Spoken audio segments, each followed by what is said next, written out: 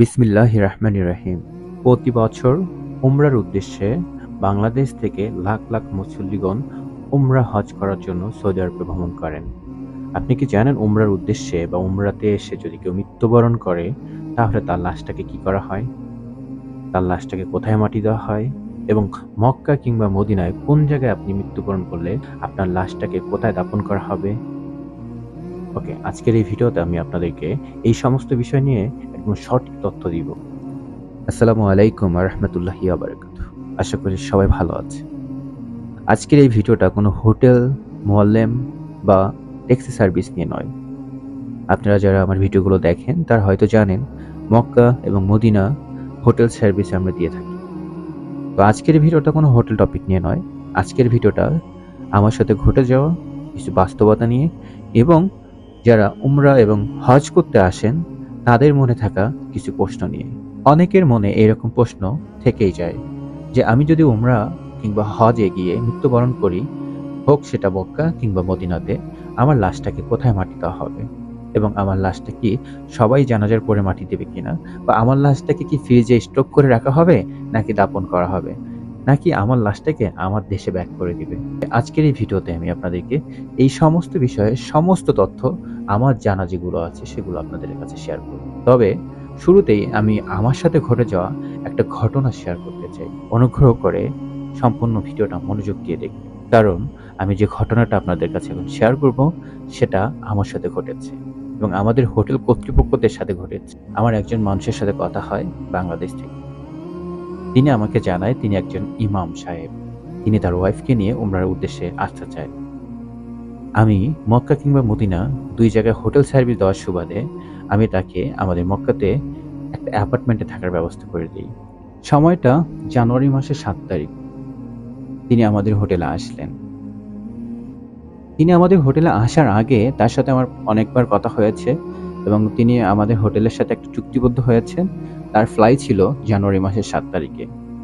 7 তারিখে আমি নিজে তাকে রিসিভ করে আমাদের অ্যাপার্টমেন্টে উঠিয়ে দিই। এর মধ্যে আমার আর কথা হয়নি তার সাথে। সময়টা জানুয়ারি মাসের 13 তারিখ সকালবেলা। উনি আমাকে কল করল। সবুজ ভাই, আমি মক্কাতে সমস্ত দর্শনীয় জায়গা ঘুরে দেখতে চাই। আমাকে একটা গাড়ি সংগ্রহ করে দেন। যেহেতু মক্কাতে এবং মদিনাতে হোটেল সার্ভিসের পাশাপাশি ট্যাক্সি সার্ভিসটাও দিয়ে থাকি, সেই সুবাদে আমি তাকে বললাম, হ্যাঁ, আমি গাড়ি দিতে পারবো। কোন কোন জায়গাগুলো ঘুরতে চান আপনি একটা লিস্ট তৈরি করুন। উনি খুব খুশি হলেন এবং আমাকে বললেন যে আমি আজকে যাব না, আমি আগামী কালকে যাব, আমি লিস্টটা তৈরি করে নেই আজকে। আমি বললাম ওকে ফাইন, আপনি আমাকে আপনার টাইমটা জানিয়ে দেবেন। সময়টা জানুয়ারি মাসের 13 তারিখের সন্ধ্যাবেলা, অর্থাৎ যেই দিন তার সাথে আমার কথা হয়েছে সকালে যে তিনি মক্কা সমস্ত দর্শনীয় জায়গা ঘুরে দেখতে চান, যেই দিন সকালে কথা হয়েছে ওই দিনই ঠিক সন্ধ্যাবেলা আমাকে আবার উনি কল করল। সবুজ ভাই, আমার বুকে প্রচন্ড চাপ দিচ্ছে, আমি খুব অসুস্থ বোধ করতেছি, যদি আপনি সময় পান তাহলে আমার রুমে আসুন। কথাটা শোনার পর আমার মনে হলো আমি তো তার অ্যাপার্টমেন্টের পাশেই আছি, এখন যাই দেখি তার কি অবস্থা। যদি হসপিটালে নিতে হয় তাহলে ওনার স্ত্রী ওনাকে নিতে পারবে না এবং ওনার স্ত্রী খুবই সরল সোজা, দুইজনই বয়স্ক, তাই ওই একজনের উপর আরেকজন নির্ভর করতে পারবে না। আমি দ্রুত গতিতে আমার অ্যাপার্টমেন্টে চলে গেলাম এবং গিয়ে দেখলাম ওনার অবস্থা সত্যি খুবই খারাপ। আমি নিজে তার বুকে তেল মালিশ করা স্টার্ট করলাম এবং অন্য হাতে অ্যাম্বুলেন্সকে কল করলাম এবং ওখান থেকে আমাকে বলা হয় তাদের আসতে কমপক্ষে 20 মিনিট সময় লাগবে। যখন দেখলাম তারা বলতেছে 20 মিনিট সময় লাগবে, তখন আমি ভেবেই নিয়েছি যে এই 20 মিনিট আমি অপেক্ষা করব না, কারণ এই 20 মিনিটটা অনেক কিছু ঘটতে পারে। তাই আমি দ্রুত গতিতে আমার হোটেল কর্তৃপক্ষ যারা আছে তাদেরকে বললাম দ্রুত গতিতে একটা ট্যাক্সি সংগ্রহ করতে। রাস্তায় বের হলে অনেক ট্যাক্সি পাওয়া যায়। ওরাও আমার কথা অনুযায়ী খুব দ্রুত গতিতে একটা ট্যাক্সি অ্যারেঞ্জ করে আর আমি তাকে নিয়ে আমাদের অ্যাপার্টমেন্টের রুম থেকে রাস্তায় যাই এবং রাস্তায় গিয়ে একটা ট্যাক্সির অপেক্ষা করতে থাকি। রাস্তায় যাওয়াকালীন অবস্থায় উনি আমাকে একটা কথাই বলতেছিল, সবুজ ভাই, চেষ্টা করবেন না, আমি টিকবো না। ওনার এই কথাগুলো ওই সময় সিনেমাটিক মনে হলো, মানে আমি উল্টো তাকে সান্ত্বনা দিচ্ছিলাম, একটু ধৈর্য ধরুন ভাই, কারণ এখানকার চিকিৎসা সেবা অনেক ভালো, বাংলাদেশের থেকে অনেক উন্নত। একটু ধৈর্য ধরুন। কিন্তু ওনার একটা কথাই, ভাই আমি টিকবো না। ওকে, শুধু এটাই না, আরো কিছু কথা আছে যেটা মানে আমার লাইফে ওই ওনার এই জার্নিংটা, যে হোটেল থেকে হোটেলের রুম থেকে ট্যাক্সি পর্যন্ত যে জার্নিংটা, এই সময়টাতে আমি দেখেছি একজন স্ত্রীর প্রতি একজন স্বামীর কতটা ভালোবাসা থাকতে পারে। সত্যি ওই সময় যদি আমি রেকর্ডিং করতাম, আপনাদেরকে দেখাতে পারতাম, তাহলে হয়তো আপনার চোখের কোণায় পানি চলে আসতো। একজন স্বামী তার স্ত্রীর প্রতি কতটা ভালোবাসে। আমার সামনে ওই ভাই বা ওই ইমাম সাহেব তার স্ত্রীকে বলতেছে, আমি যদি কোনো ভুল করে থাকি তাহলে ক্ষমা করে দিও। সবকিছু যেন একটা রোমান্টিকতায় ভরে গেল ওই সময়। একজন অসুস্থ ব্যক্তি তার স্ত্রীকে এতটা আদর, এতটা ভালোবাসা দিচ্ছে ওই সময়টায় এক পলকে। মানে উনি নিজেই অসুস্থ। আমরা ধরাধরি করে তাকে নিয়ে যাচ্ছি। কিন্তু আমরা যে ধরে নিয়ে যাচ্ছি তার শরীরে কোনো বোধ নেই। কিন্তু তার স্ত্রীর প্রতি তার স্ত্রীর হাত ধরে তার স্ত্রীর মাথাকে চুমু খেয়ে, খেয়ে বলতেছে যে, "ক্ষমা করে দিও।"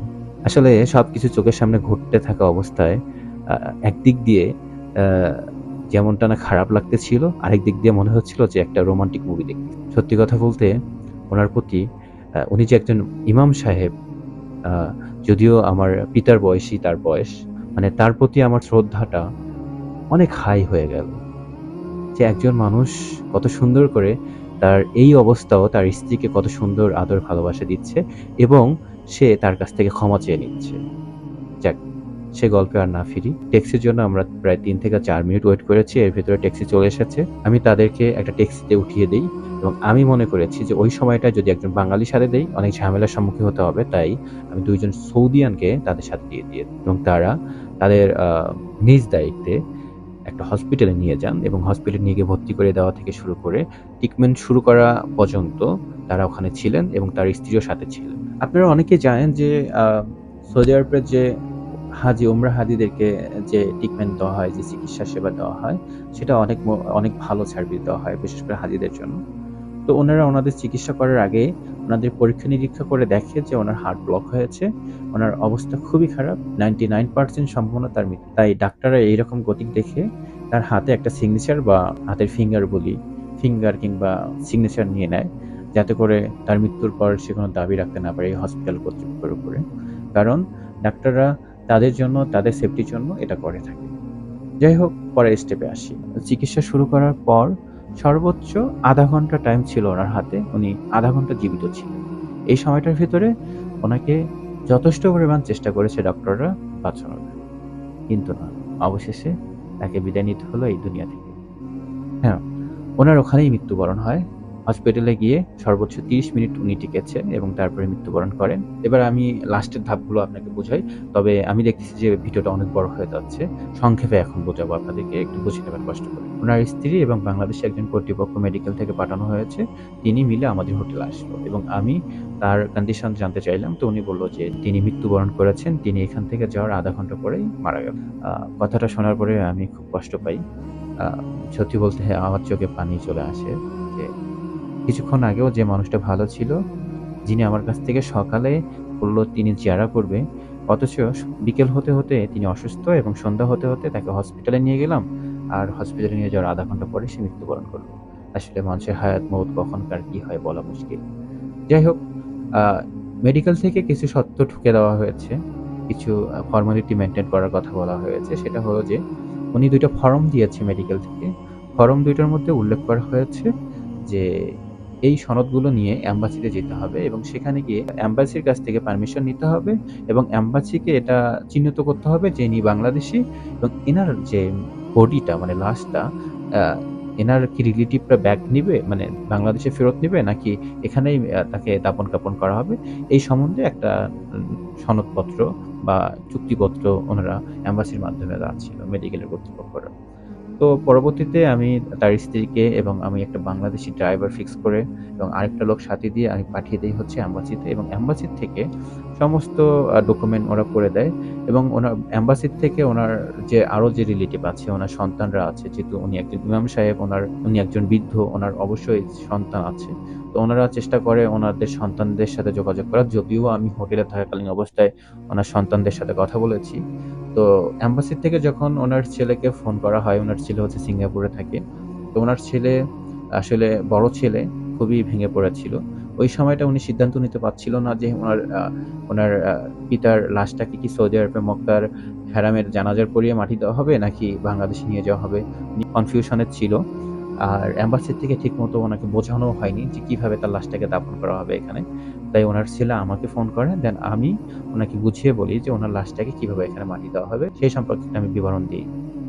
অবশেষে সবকিছু ফর্মালিটি মেইনটেইন করার পরে ওনার পিতার লাশটাকে আমরা এখানেই মাটি দেই। তখন আমি আপনাদেরকে যা বলেছি সেইটা আমার সাথে ঘটে যাওয়া একটা কাহিনী।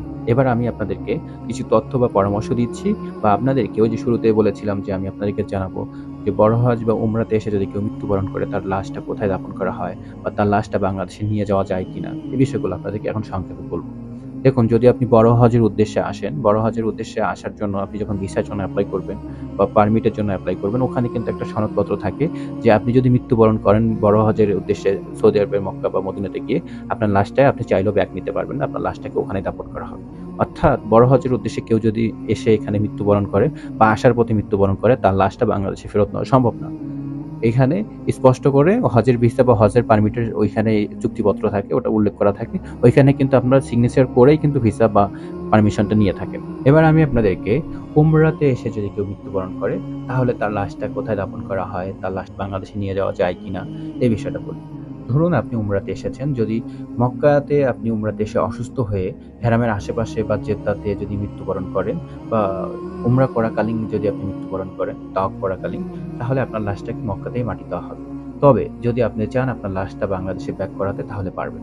উমরাতে পারমিশন দেওয়া আছে বা অনুমতি আছে এটা যে আপনার লাশটা আপনি আপনার নিজ দেশে ব্যাক করতে পারবেন। মক্কা কিংবা মদিনাতে যদি আপনি এসে মৃত্যুবরণ করেন বড় হজ কিংবা উমরার মাধ্যমে এসে উমরাতে এসে, তাহলে আপনার যে লাশটা দাফন করার আগে যে জানাজাটা হয় সেটা মসজিদে নববীতে হলে তাহলে মসজিদে নববীতেই ওখানে নামাজের পরে জানাজা হবে এবং মক্কা হেরামে হলে তাহলে আপনার এখানে নামাজের পরে আমরা যে জানাজার নামাজগুলো পড়ে থাকি, আপনারা যারা পূর্বে এসেছেন তারা দেখেছেন যে প্রতিটা নামাজের পরে জানাজার নামাজ হয়। তো এইভাবেই তার জানাজাটা পড়ানো হয় এবং জানাজার পরে তাকে এখানে মাটি দেওয়া হয়। আমি আমার মতো করে সংক্ষেপে আপনাদেরকে জানানোর ট্রাই করছি যে আসলে উমরা কিংবা বড় হজে এসে মৃত্যুবরণ করলে কোথায় কিভাবে মাটি দেওয়া হয় এবং আমার সাথে ঘটে যাওয়া একটা ঘটনা আপনাদের কাছে শেয়ার করেছি। আপনাদের কাছে এই ভিডিওটা কেমন লেগেছে? যদি আপনারা আমাকে উৎসাহ দেন তাহলে এরকম আরো ভিডিও আপনাদেরকে উপহার দিব। আমাকে উৎসাহ দেওয়ার জন্য অবশ্যই আপনাকে এই ভিডিওতে একটা লাইক করতে হবে, কমেন্টে আপনার মন্তব্য জানাতে হবে কেমন লেগেছে। চ্যানেলে নতুন হয়ে থাকলে অবশ্যই সাবস্ক্রাইব করবেন। যেভাবে এতদিন ভালোবাসা দিয়েছেন এইভাবেই ভালোবাসা দিবেন। সবাই ভালো থাকবেন, সুস্থ থাকবেন, নিজের খেয়াল রাখবেন। এবারের মতো বিদায় নিচ্ছি, ফিরব নতুন কোনো ভিডিওতে। আল্লাহ হাফেজ। আসসালামু আলাইকুম ওয়া রাহমাতুল্লাহি ওয়া বারাকাতুহু।